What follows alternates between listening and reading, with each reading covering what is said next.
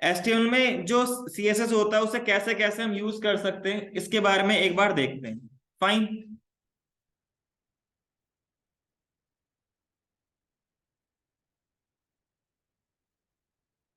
हमें अगर आप CSS यूज करना है HTML के अंदर, तो हमें तीन तरीके से हम CSS को यूज कर सकते हैं। एक होता है इनलाइन, दूसरा होता है इंटरनल, और तीसरा होता है एक्सटर्नल। लिख लो इसे। ठीक है, इनलाइन, इंटरनल और एक्सटर्नल।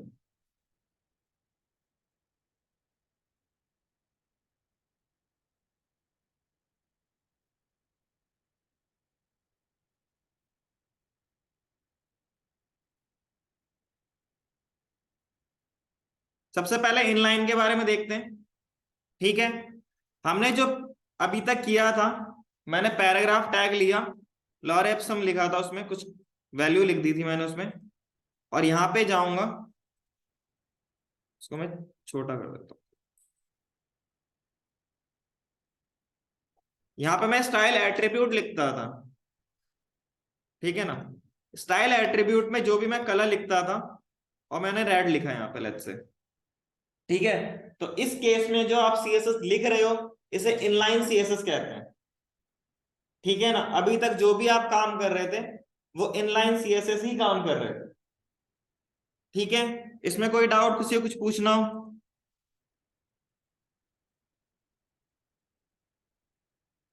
वर्किंग। ठीक है, इसके बाद दूसरा वाला पार्ट है, ऑनलाइन में किसी को कुछ पूछना हो तो पूछ सकते हो।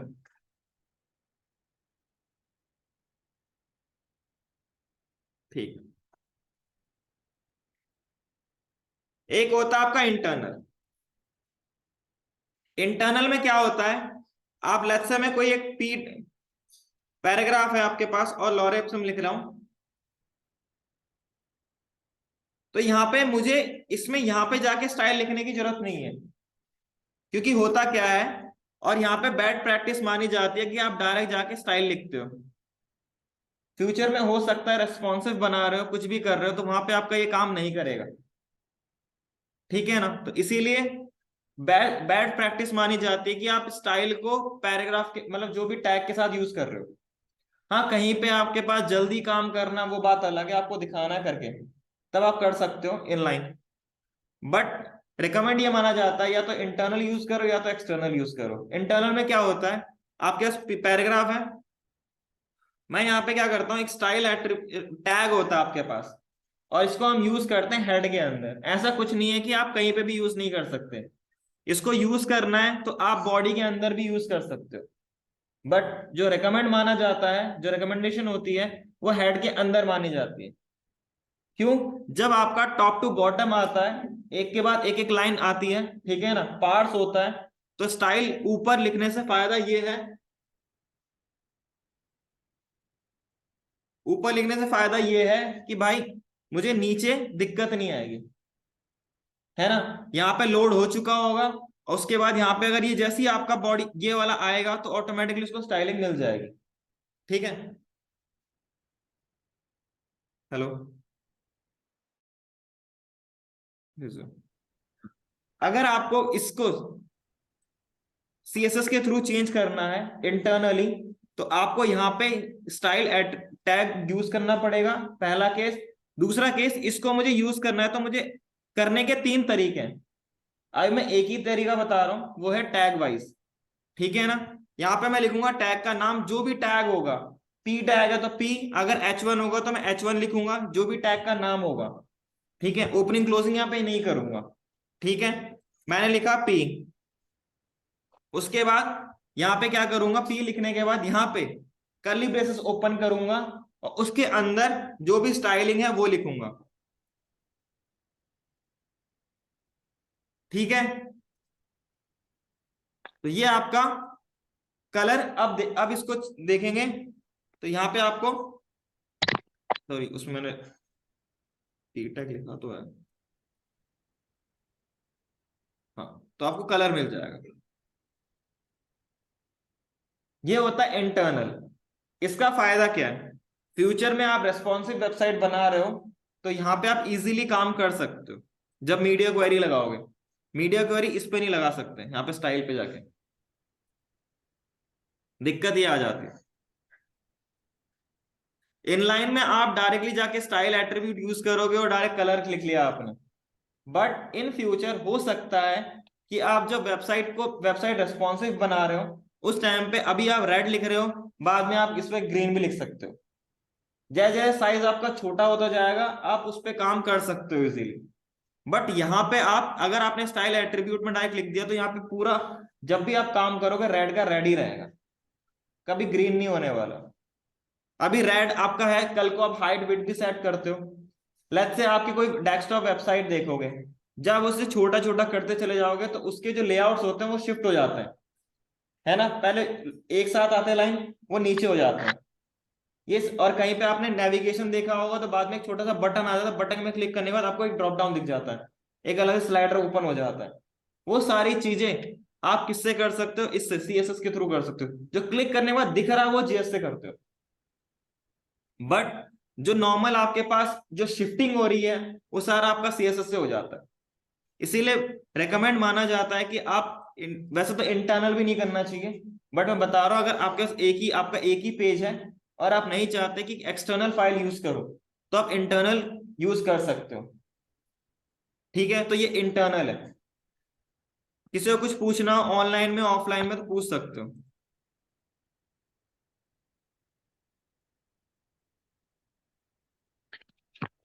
इंटरनल वाला बता दो।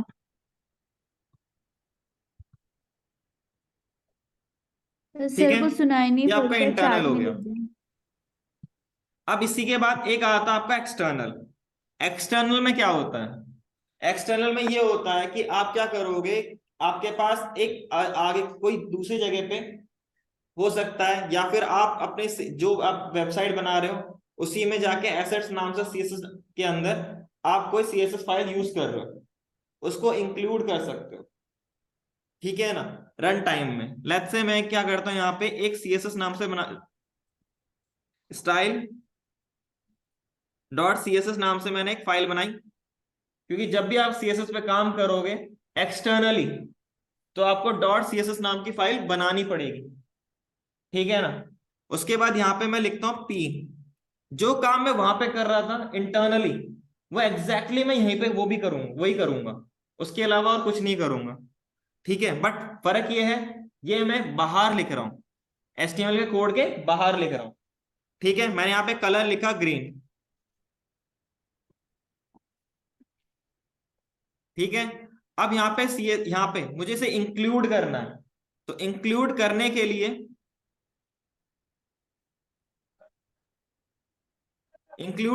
लिए मुझे क्या करना पड़ेगा, यहाँ पे एक लिंक नाम से टैग होता है, इसको यूज करना पड़ेगा। लिंक के अंदर बहुत सारे अलग अलग टाइप्स को आप इंक्लूड कर सकते हो, तो मैं ओनली सीएसएस की बात कर रहा हूँ। ठीक है, तो इसमें क्या होता है, लिंक के अंदर रिलेटिव होता है, ये बताता है कि जो आप इसको इंक्लूड कर रहे हो ये किस टाइप का होगा। अगर यहाँ पे स्टाइल है तो स्टाइल शीट लिखा आएगा। ठीक है ना, कल को आप फैव आइकन भी यूज करोगे तो फैव आइकन के लिए यहाँ पे शॉर्टकट आइकन लिखा आएगा, HREF जो भी, और यहाँ पे टाइप देखोगे तो ये आपका अलग होगा। कहने का मतलब ये कि लिंक के अंदर आप बहुत सारी चीजें यूज कर सकते हो लिंक टैग के अंदर। तो अभी मैं ओनली सीएसएस की बात कर रहा हूँ इंटरनली, सॉरी एक्सटर्नली। तो आप यहाँ पे स्टाइल शीट लिखोगे, स्टाइल जो मैंने लिखा है वो एज इट इज, क्योंकि ये अभी इसके करंट इसमें ही है, इसी फोल्डर में है। ठीक है, तो इसको अब मैं डायरेक्ट यहाँ पे स्टाइल डॉट सीएसएस लिखूंगा तो ये वर्क कर जाएगा। चलो करके देखते हैं। यहाँ पे मैंने कलर क्या दिया है, ग्रीन। ठीक है,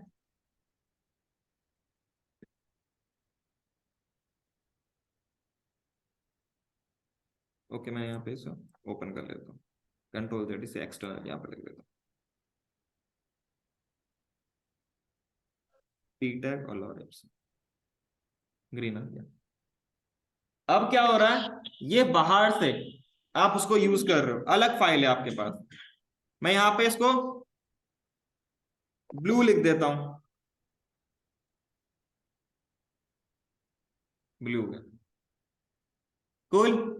तो इसका मतलब क्या है कि आप जैसे लाइक आप कल को बूटस्ट्रैप पे भी काम कर सकते हो, टेलविंड पे भी काम कर सकते हो, और भी है, ठीक है ना।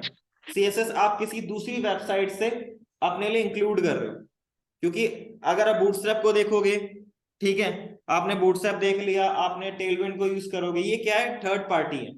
थर्ड पार्टी बोले तो कहीं और इसका कोड लिखा हुआ होगा, आप उसको, वो पब्लिकली होता है, उसको यूज कर देते हो ताकि आपका जो डेवलपमेंट है फास्ट हो जाए, ठीक है ना। तो उस केस में आपको वहां से सीएसएस इंक्लूड करना पड़ेगा, और वो लिंक के थ्रू ही कर पाओगे। आप ओवरराइड कर सकते हो उसको भी, ऐसा कुछ नहीं है, बट आप यहाँ पे काम किससे कर रहे हो, आप कोई बाहर वाली फाइल से कर रहे हो, ठीक है। यहाँ पे जो भी कोड लिखूंगा वर्क कर जाएगा। मैं यहाँ पे इसकी बैकग्राउंड कलर दे देता हूँ, लेस से ग्रीन दे देता हूँ बैकग्राउंड कलर दिखाने के लिए भी। ये तो था आपका एक्सटर्नल। इसमें किसी को कोई डाउट है, कुछ पूछना हो तो पूछ सकते हो एक्सटर्नली।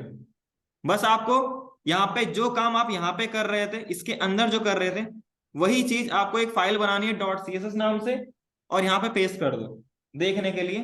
दूसरा केस, यहाँ पे जो इंक नाम से है टैग है, उसको यूज करोगे।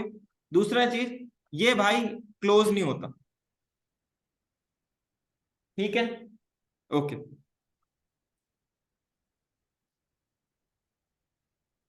तो इसको, अब इसमें एक और चीज आती है, वो क्या है वो देख लो। मैंने क्या कर रखा है, दोनों को ओपन कर रखा है अलग से। एक सिनेरियो ये भी आता है कि मैंने क्या कर रखा है, मेरे पास एक बाहर से भी एक फाइल है, एक मैंने यहाँ पे .cs नाम से एक फाइल बना रखी है, ठीक है, क्लोज कर दीजिएगा, ठीक है। और यहाँ पे मैंने क्या कर रखा है, और यहाँ पर ही मैंने उसी पी पैराग्राफ टैग को यहाँ पे चेंज कर रखा है, स्टाइलिंग कर रखी है। अब वर्क कौन सा करेगा, ठीक है। अब यहाँ पे रेड है, और यहाँ पे आपका ब्लू है, इसको मैं हटा देता हूं, तो ब्लू वर्क कर गया। क्यों कर गया, बिकॉज आप अगर ऊपर टॉप टू बॉटम अप्रोच देखोगे, क्योंकि जो बेसिकली HTML जो भी आपके पास पार्सिंग होती है, ठीक है ना, वेब ब्राउजर में, वो टॉप टू बॉटम होती है।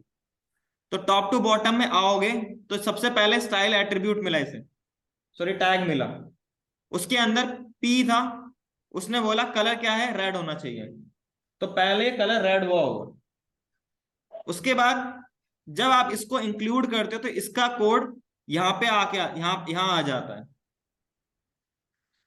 ठीक है। बट जो यहाँ पे आप कोड लिख रहे हो वो यहाँ पे उठ के नहीं आ जाएगा, वही बता रहा हूं, ठीक है ना। तो यहाँ पे आपका कोड जो है वो यहाँ पे आ नहीं जाएगा, बस एज अ लिंक हो जाएगा। तो अगर मैं इसको देखूंगा, पहले ये चला होगा, इसमें पी के अंदर रेड आ गया होगा कलर, और जब ये चला होगा तो इस केस में जो स्टाइल के अंदर ब्लू है वो आ गया, अब उसने उसको ओवरराइड कर दिया होगा, ठीक है। इसी वजह से आपका यहाँ पे जो कलर आ रहा है वो रेड आ रहा है, वो सॉरी ब्लू आ रहा है। अगर मैं उसी को कट करके नीचे लिख दूंगा तो इस केस में आप देखना रेड आ जाएगा, ठीक है। तो जब भी आप इंटरनली वर्क कर रहे हो, ठीक है, और आपके पास सीएसएस एक्सटर्नली भी है और उसको ओवरराइट करना है, तो पहले आप क्या करो, पहले आप उस फाइल को इंक्लूड कर लो, यहां पे जैसे मैंने लिंक से कर रखा है, ठीक है। उसके बाद अगर इसमें कोई आपके पास सीएसएस ऐसी होगी जिसको आपको ओवरराइट करना है, तो आप स्टाइल एट्रीब्यूट उसके बाद लिखना, तभी वर्क करेगा, वरना नहीं वर्क करेगा, ठीक है। चलो, हाँ, देखो जब भी आप देखो, एक दो तरीके हैं अगर आपको नॉर्मली जो सीएसएस हम अप्रोच फॉलो करते हैं उसका, एक होता है इंटरनल, एक होता है एक्सटर्नल।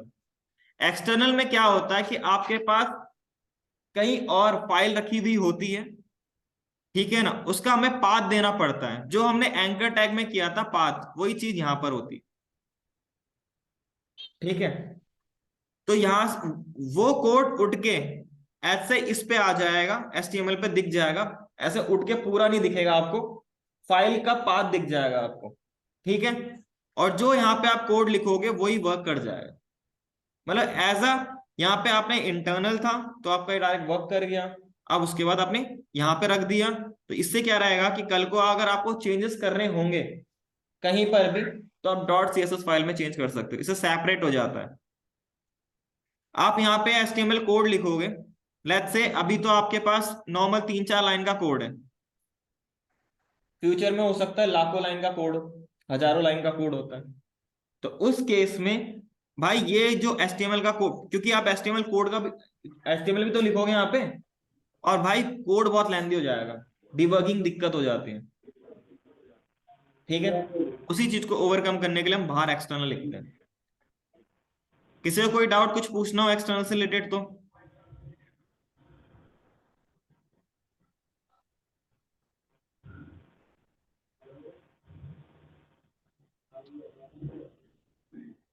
नहीं है? ठीक है, समझ में आया? ठीक है, ओके। हाँ, इसमें और एक चीज दिक्कत आती है, हमारे पास इंटरनल है, एक्सटर्नल है, और आपके पास इनलाइन है। मैं तीनों को एक साथ यूज करता हूं, तो कौन सा वर्क करेगा?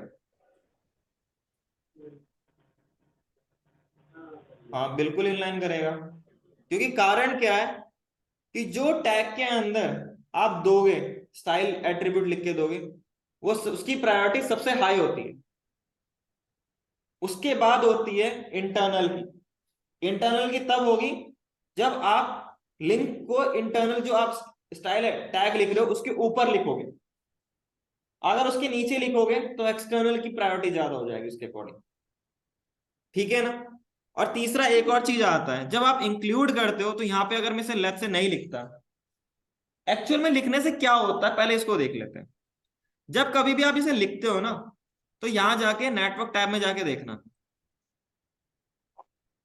हमारा जो देखो क्लाइंट साइड में क्या होता है, जब भी आप पढ़ रहे हो क्लाइंट साइड है, जब कभी भी आप किसी पेज के लिए रिक्वेस्ट करते हो, यूआरएल हिट करते हो, तो पेज के लिए रिक्वेस्ट कर रहे हो आप, तो जो भी पेज के एसेट्स होंगे वो सारे आपके ब्राउजर पे पहले डाउनलोड होंगे। डाउनलोड होने के बाद ही आपको उसका यूआई, उसका स्ट्रक्चर सारा दिखता है। ठीक है ना? तभी तो नेट कंज्यूम होता है। नेट कंज्यूम, अगर एसेट अगर डाउनलोड ही नहीं होते तो नेट कंज्यूम ही नहीं होता। ठीक है, तो कहने का मतलब है डाउनलोड होंगे पहले, चाहे आपकी फाइल हो चाहे इमेज हो कुछ भी हो, जो फाइल से रिलेटेड काम है वो सारी चीजें आपके ब्राउजर पे पहले डाउनलोड होंगी। तरीका देखने का आपको यहाँ पे दिख जाएगा।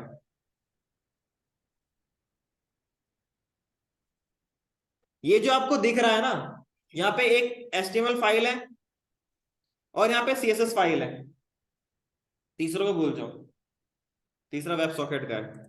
तो ये दो फाइल आपकी डाउनलोड हो रही है, अगर ये फाइल डाउनलोड ना होती तो आपका CSS जो आपने एक्सटर्नली लिखा है वो नहीं वर्क करेगा। ठीक है, मैं लेट्स से यहां से ये रिलेटिव को हटा देता हूं,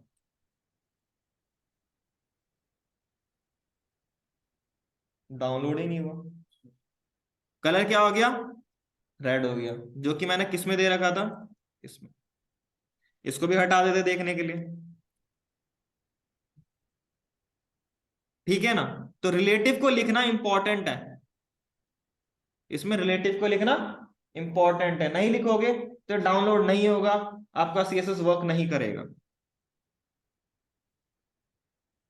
ठीक है, समझ में आया? किसी को कुछ पूछना है तो पूछ सकते हो, सर एक ऑनलाइन चीज में ये किसी को पूछनी पूछना है, पूछना जैसे है तो पूछ सकते हो। सर एक चीज ये पूछनी है, जैसे आपने अभी बताया कि जब बड़े कोड लिखते हैं तो हमारा इनमें से बेस्ट कौन सा रहता है, इनलाइन की इंटरनल वाला, जब बड़े कोड लिखने होते हैं तब? ठीक है, आज का आखिरी टॉपिक इमेज। देखो जब भी आप इमेज, लेट्स से आपके पास नॉर्मल कोई और तरीका नहीं है इमेज को लोड करने के लिए, आपके पास इमेज टैग नाम से आपको मिलेगा। ठीक है, ये क्या है इसके बारे में जानते हैं।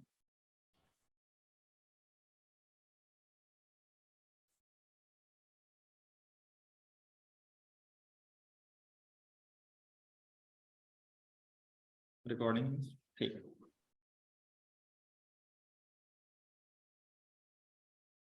मैं क्या कर लेता हूं, यहाँ पे इमेज पड़ा होगा और यहाँ पेस्ट कर लेते हैं। मेरे पे 3 4 5 6 इमेजेस हैं, ठीक है ना, आप जितनी इमेजेस लगाना चाहे लगा सकते हो। मैंने अलग फोल्डर में यूज कर रखा है, ठीक है। आप चाहो तो सेम ही जगह पे पेस्ट कर, जैसे मैंने सीएसएस यूज किया था वैसे आप डाल सकते हो, कोई दिक्कत नहीं आएगी। मैं यहाँ पे क्या लिखता हूं, IMG। अगर आपको इमेज टैग को यूज करना है, ठीक है, तो आप IMG लिखोगे और इसके अंदर एक आता आपका सोर्स और एक आता अल्टरनेटिव, ठीक है।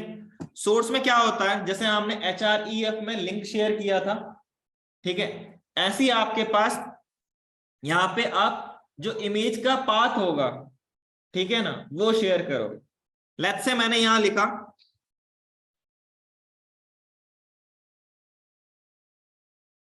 इमेज और बैनर इमेज, जो भी आपके पास इमेज का नाम होगा विथ एक्सटेंशन। मैं यहां पे इसे ओपन कर लेता हूं, लेट्स से ये बहुत बड़ा है, ठीक है, ये इमेज आपकी ओपन हो गई। लेट्स से ये इमेज नहीं है आपके पास,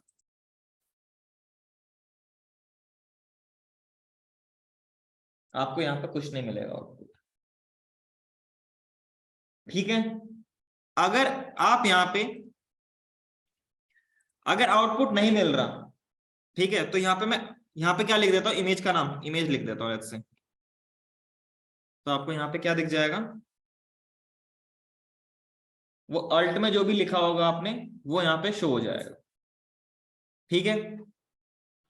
अब यहां पे जो आप इमेज में दे रहे हो पाथ, जो भी चाहे HREF में दोगे कहीं पे भी दोगे, दो तरीके से पाथ देते हैं। एक होता है आपका रिलेटिव पाथ, एक होता है एब्सोल्यूट पाथ, ठीक है। रिलेटिव पाथ और एब्सोल्यूट पाथ के बारे में बात कर लेते हैं। जो अभी मैंने ऊपर दिया ये रिलेटिव पाथ है। रिलेटिव पाथ का मतलब क्या हुआ कि आपके पास जो आप प्रोजेक्ट है आपके पास, उसी के अंदर, ठीक है ना, आपने इमेज नाम से कहीं फोल्डर बना रखा है या कुछ आपने कहीं पे वैल्यू मतलब इमेज रखी हुई है और आप उसको यूज कर रहे हैं। एक तो वो हो गया, इसे कहते हैं रिलेटिव पाथ, ठीक है ना। मैं इसको ऊपर लिख देता हूं। इसी का एक उल्टा होता है आपका एब्सोल्यूट।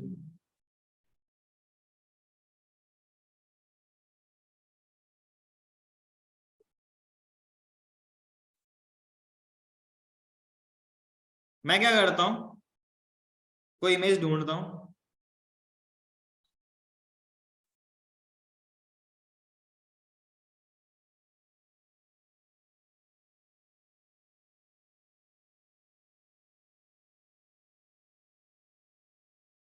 ये इमेज मुझे मिल जाएगी,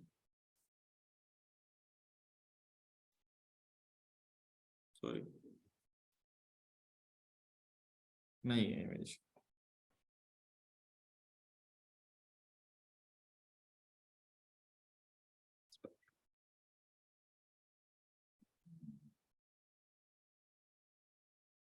ये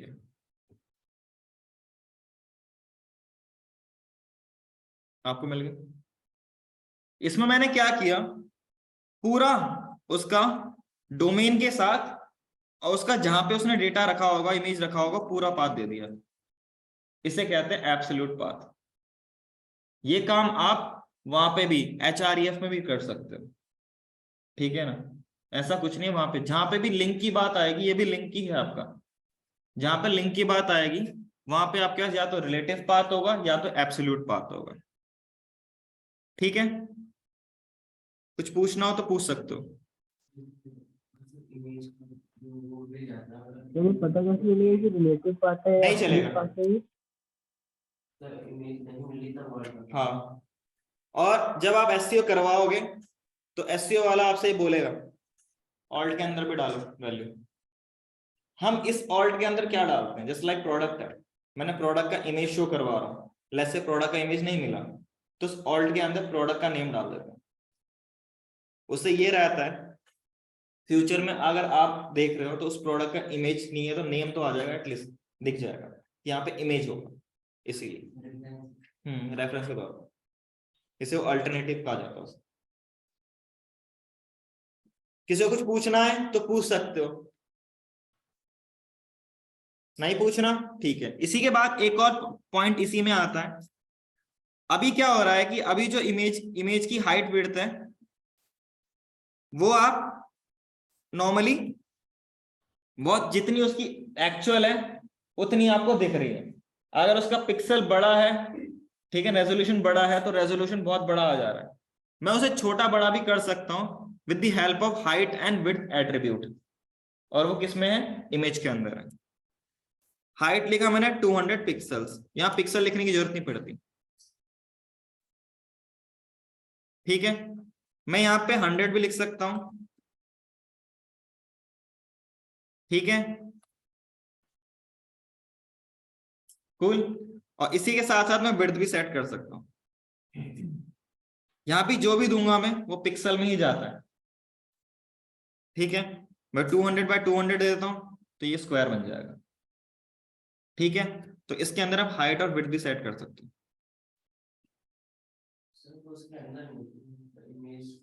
इमेज के अंदर एट्रीब्यूट के तौर पे आप बेसिकली ये भी रिकमेंड नहीं किया जाता, बस ये एट्रीब्यूट्स हैं, बताना था बता लिया। आप जब काम करोगे सीएसएस के थ्रू ही करोगे सारे काम, नहीं तो आपकी जो इमेज होगी वो इमेज क्या होगी, कहीं पे बड़ी दिखेगी, कहीं पे फट जाएंगे पिक्सल्स, उसको ओवरकम करने के लिए जो भी काम करते हैं सीएसएस के थ्रू करते हैं, ठीक है। ऑनलाइन में किसी को कुछ पूछना हो तो पूछ सकते हो। सर ये पूछना है, जैसे आपने बताया कि दो पथ में रिलेटिव पथ में स्प्लिट पथ में, तो इमेज को नहीं पूछना, डिफाइन कैसे करेंगे? सर ये पूछना है ना, रिलेटिव पथ में है कि स्प्लिट पथ में, ये पता कैसे करेंगे? किसी को कुछ नहीं पूछना ऑनलाइन में।